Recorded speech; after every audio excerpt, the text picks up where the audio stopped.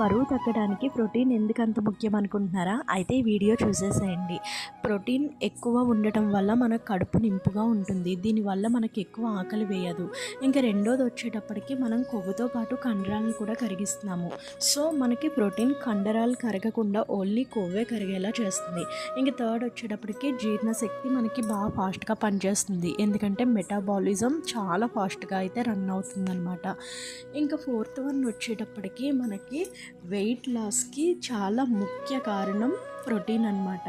ఇది అతిగా ఆకలి వేయకుండా మనకి చూసుకుంటుంది. ఎక్కువ ఆకలి వేయడం జరుగుతుంది కదా, ఈ ప్రోటీన్ ఎక్కువ తీసుకోవడం వల్ల అస్తమానం మనకు ఆకలి అన్నది ఉండదు, క్రేవింగ్స్ ఎక్కువ రావు స్వీట్ తినాలి ఇలాగా అని చెప్పి.